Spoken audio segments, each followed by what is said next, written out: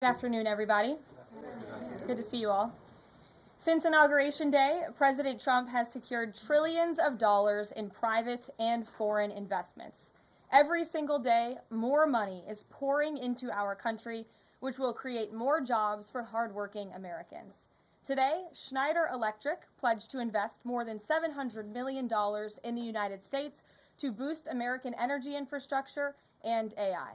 On Monday, Hyundai announced a $20 billion investment in the United States, including $5.8 billion for a new steel plant in Louisiana, which will create nearly 1,500 high-paying jobs. President Trump is truly turning America back into a manufacturing superpower. Yesterday, President Trump marked National Medal of Honor Day by meeting with 21 of our nation's bravest heroes and incredible patriots who have been awarded the highest military honor. Beautiful picture. The president also signed a historic executive order to protect the integrity of American elections by strengthening voter citizenship verification and banning foreign nationals from interfering in U.S. elections. These are the common sense solutions that only Democrats could oppose.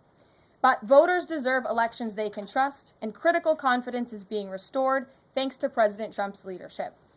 Later this afternoon in the East Room, President Trump will mark Women's History Month by honoring the exceptional women around our country, including the highly talented women in his administration and his cabinet.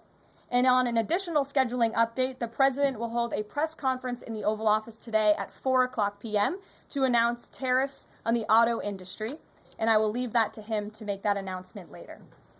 Unfortunately, all of this good is happening for our country. This administration is working hard on behalf of the American public every day, but the mainstream media continues to be focused on a sensationalized story from the failing Atlantic magazine that is falling apart by the hour. Here are the facts. The National Security Advisor has taken responsibility for this matter, and the National Security Council immediately said, alongside the White House counsel's office, that they are looking into how a reporter's number was inadvertently added to this messaging thread. We have said all along that no classified material was sent on this messaging thread. There were no locations, no sources, or methods revealed, and there were certainly no war plans discussed. The Atlantic has even admitted this themselves. Their release of these internal messages validates the truth, which we have been saying all along. If this story proves anything, it proves that Democrats and their propagandists in the mainstream media know how to fabricate, orchestrate, and disseminate a misinformation campaign quite well. And there's arguably no one in the media who loves manufacturing and pushing hoaxes more than Jeffrey Goldberg. Goldberg is an anti-Trump hater. He is a registered Democrat. Goldberg's wife is also a registered Democrat and a big Democrat donor who used to work under who? Hillary Clinton. This is the same Jeffrey Goldberg who infamously lied about weapons of mass destruction to get us into the Iraq War, which cost trillions of dollars and thousands of American soldiers. And how else has Goldberg discredited himself?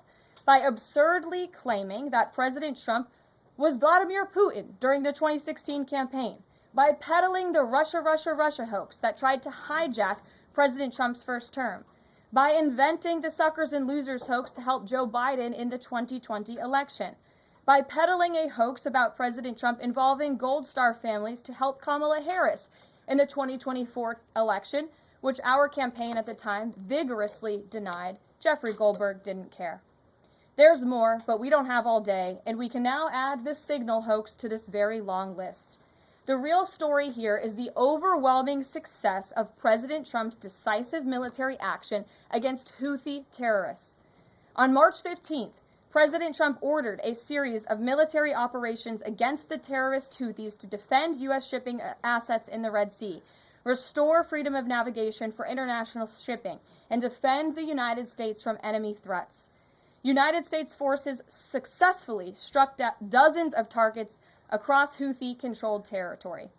And as a result of these actions, several Houthi leaders were killed, including the Houthi drone chief, his deputy, and several of their drone experts and other key leaders.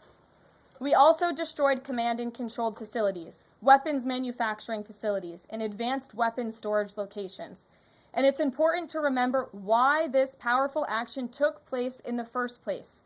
because of Joe Biden's incompetence and pathetic weakness on the world stage for years. The Houthi terrorists grew emboldened. Immediately after taking office in 2021, Joe Biden removed the Iran-backed Houthis from the foreign terrorist organization and specifically designated global terrorist list. Did anybody in this room ask the Biden administration at the time why they made such a stupid mistake? This reckless action undid the designation put in place by President Trump during his first term, and what followed was predictable and devastating. The Houthis targeted U.S. military ships and aircraft, hit commercial ships, including U.S.-flagged vessels, threatened our personnel overseas, and attacked our allies in the region. This resulted in more than a year of U.S.-flagged commercial ships being prevented from safely sailing through the Suez Canal, the Red Sea, and the Gulf of Aden. This had a massive negative impact on global trade of the economic security of the United States.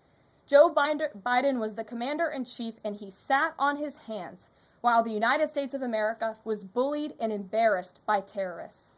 President Trump and his team are putting a stop to these threats and restoring American strength around the world.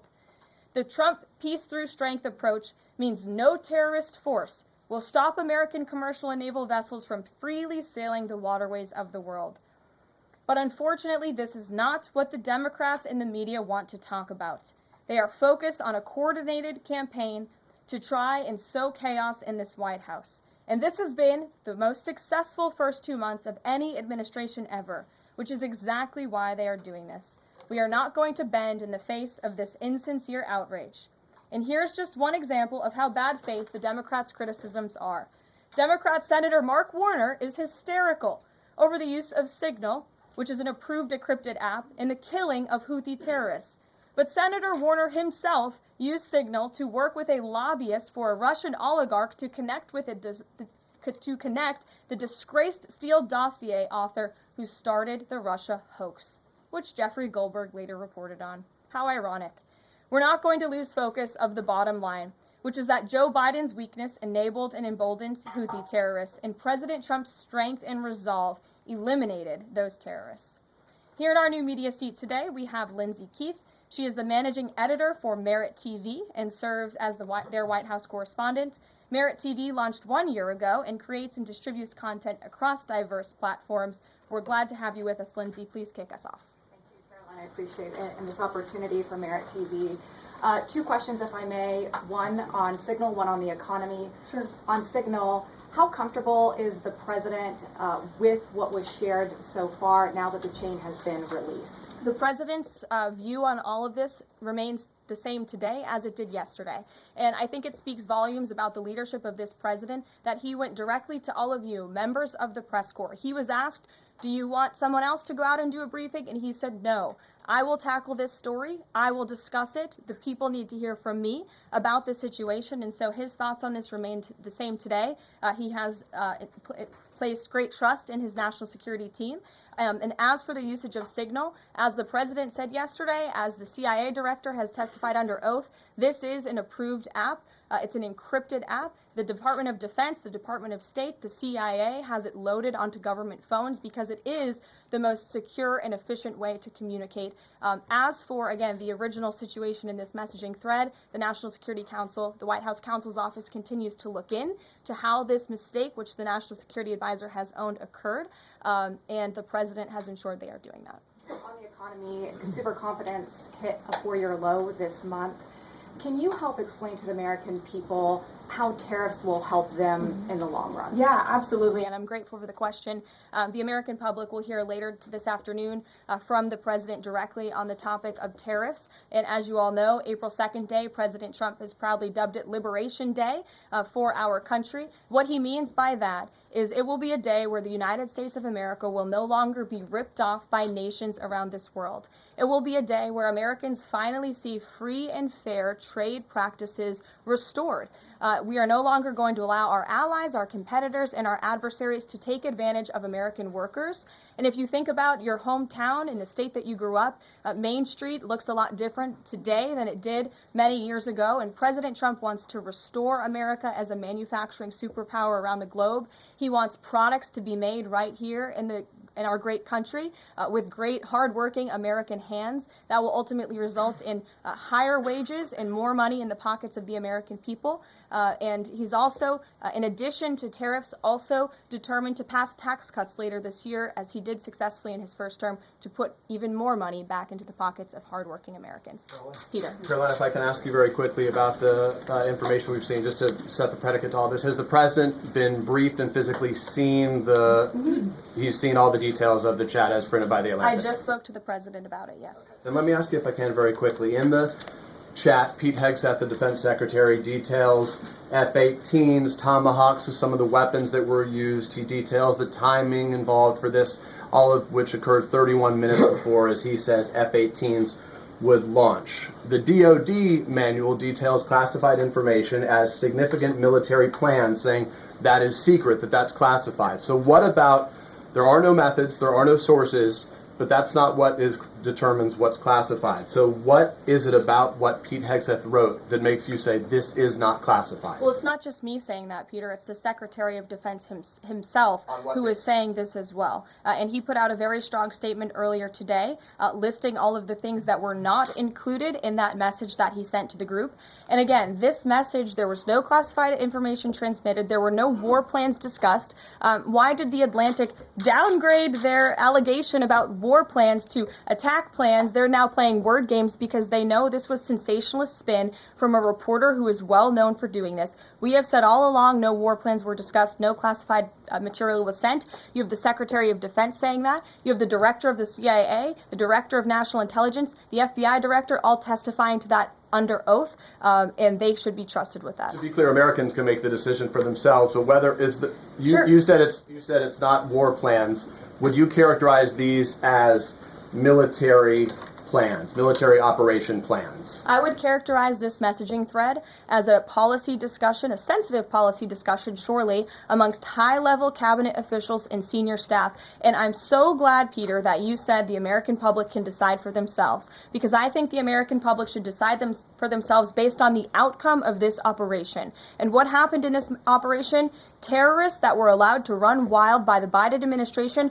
were killed because of the direction and the determination of this president and his team. And this message also shows, this messaging thread also proved that President Trump has an incredibly dynamic team who is working incredibly hard, flying all over the world to secure world peace and to fix up the foreign policy crises that the previous administration left for this team to inherit. So to be clear, we all in this room and around the country would agree that we're glad no American service members were harmed, and we're glad that the mission was a success. We'll stipulate that. But the president said that Pete Hegseth said none of this was classified. So given the president has seen it now, and given the president understands that significant military plans are deemed classified as secret, how does the president view none of this, which details times and weapons and more, as being not classified? I've already been asked and answered this question. The president's thoughts on this remain the same today as they were yesterday, On what basis, as I'm well asking? as the Secretary of Defense. This question has been asked and answered. There was no classified material discussed. Jackie. On what basis I was asking? Go ahead, Jackie. Thank you, Caroline.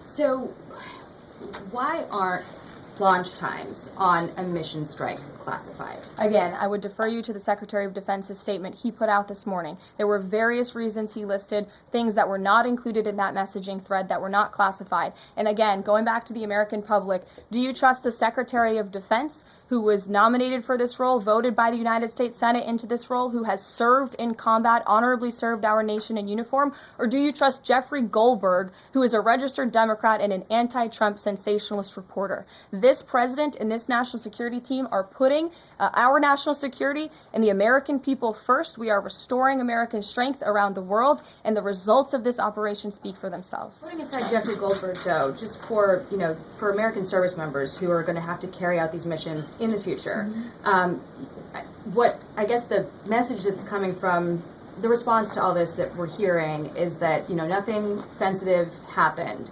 and I guess the logical conclusion of that is that if these messages had gone out publicly prior to the launch, that wouldn't have been a risk to service members. I don't know that they're comfortable with that. So can you explain, had these messages been published, would the plans have moved forward? Would the launch have still taken off? What I can tell you is that the President, as the Commander-in-Chief of our United States Armed Forces, and Secretary Pete Hegseth, who is an incredible man and a warfighter himself, take the lives of our American service members with the utmost responsibility, and they would never do anything intentionally to put their lives at risk. And again, they are working hard on that every single day, and we are protecting our service members while also restoring peace throughout this globe. It's something the previous administration has not done, and I would just add one more point. We are not going to be lectured about national security and American troops by Democrats in the mainstream media who turned the other cheek when the Biden administration, because of their incompetence, left 13 service members dead in Afghanistan, and not a single person in the previous administration was held accountable for that botched withdrawal. Joe Biden said, in fact, it was a great operation. That is despicable. It's unacceptable to this president and this Secretary of Defense. The National Security Advisor has taken responsibility for this inadvertent number being added to the messaging thread. But above all, we take the lives of our troops, safety, security, prosperity around the globe with the utmost seriousness. Goldberg's intentions, do you believe Jennifer, that he go would ahead. release that to embarrass the administration ahead of the worldwide threats? Jennifer, go ahead.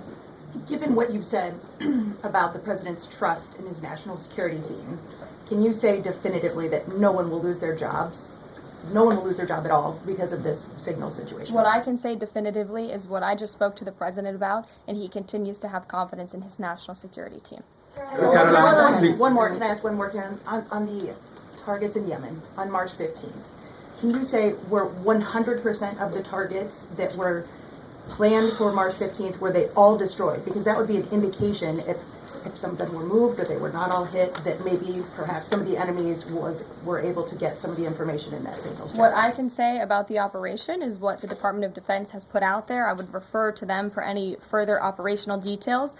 But there have been more than 100 strikes conducted against Houthi targets, and they have hit key Houthi leaders, air defense systems, command and control nodes, headquarters, weapons manufacturing and storage facilities, and these operations will continue until the freedom of navigation in our seas is restored and U.S. shipping can safely transmit without the fear of attack. And again, we believe that this has been a very successful operation thus far, and it will continue until this administration feels it no longer has to, and these terrorists have been taken out, which again is something previous administration should have done, but they didn't, and now we've inherited this crisis. Stephen. Thank you, Caroline. I'd like to clarify something about the investigation and also ask about some conservative commentary. On the investigation, Mike Waltz said last night that he had spoken to Elon Musk about figuring out how Jeffrey Goldberg's number got in his phone. You mentioned the NSC and the White House counsel's office investigating. Can you just clarify who is investigating, who's leading that, and also Dave Portnoy, who endorsed President Trump, said today that he thinks that Mike Waltz should leave. Could you respond to that?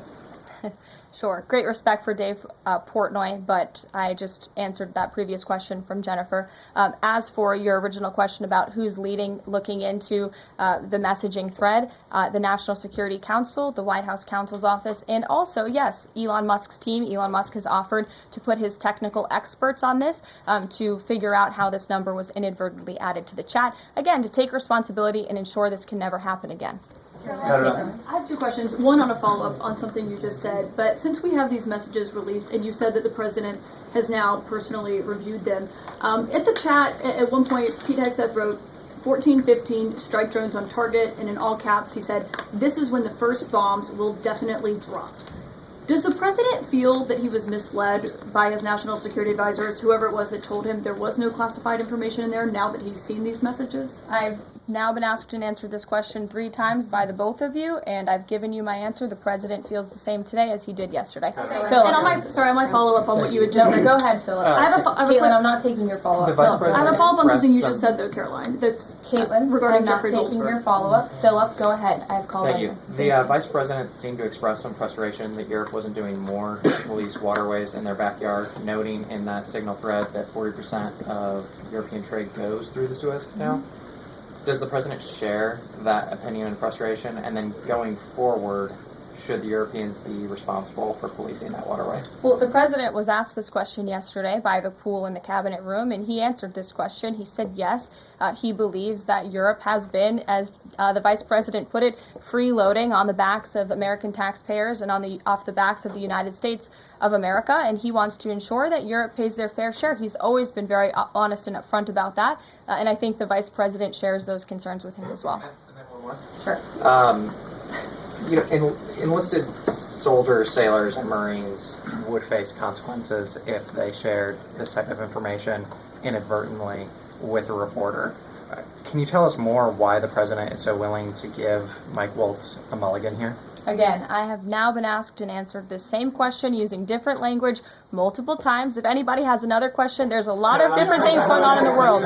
We have tariffs possibly being implemented later today. The president is going to talk about that at 4 o'clock this afternoon. Sure, go ahead. Okay, thank you for taking my question. I wanted to first and foremost thank the administration for the election integrity executive order, because so many journalists for 4 years were banned from talking about this very subject. So thank you to the administration for that. My question is, yesterday President Trump, when signing the order, said that there is more to come when it comes to election integrity. Would that include same-day voting and hand-counted paper ballots? And why are Democrats so against election integrity measures like obviously proof of citizenship when it comes to voting in a United States election? Well, it's a very good question. You'll have to ask the Democrats why they're against so many common sense things, not just mandating voter ID. Why are they against men and women's sports? Why are they against deporting foreign terrorists from American soil who have been designated a foreign terrorist organization? I'm referring to Tren de Aragua. As for the election integrity executive order that the president signed yesterday, this is in an effort to restore trust in American elections. There were more than 10 steps taken, 10 executive actions taken throughout this one order. It directs the department, or the Attorney General rather, in Homeland Security to prevent non-citizens from any involvement in administering elections. There's also another host of actions. We can provide the fact sheet for you, but it's a very strong election integrity executive order, and the president would also like to see Congress do something about this very important issue. Sure, go ahead. Karoline, the Republicans and Democrats alike have been expressing some concern about the frequency with which senior Trump officials have been using the Signal app.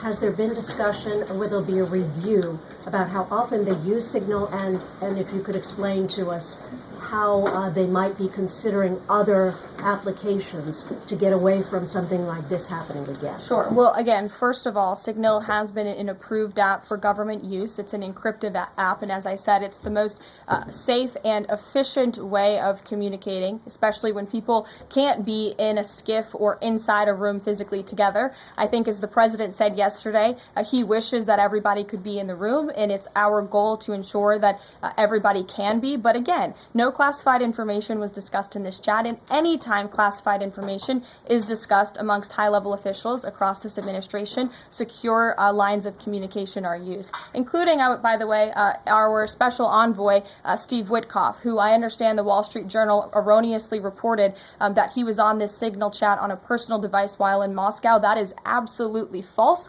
Steve Witkoff did not have his personal device, nor did he have his government device with him. He was given a classified, protected server by the United States government, and he was very careful about his communications when he was in Russia. So rest assured to the American public, this administration is taking every precaution when it comes to protecting our national security, and that's why the American people re-elected this president, because they know that our national security is in good hands with the President of the United States. Speaking of the Vice President, I understand he's going to be speaking any moment now. I would hate to counter-program the Vice President of the United States. You'll also hear from the President at 3 o'clock. He will be honoring women's history at the Women's History Month celebration. We have a lot of great women across our cabinet who will be in attendance, so we'll see you all there. And then you'll also hear from the President again at 4 o'clock when he talks about tariffs. So plenty of time for more questions. Sorry it's a bit shorter today, guys. We'll see you later.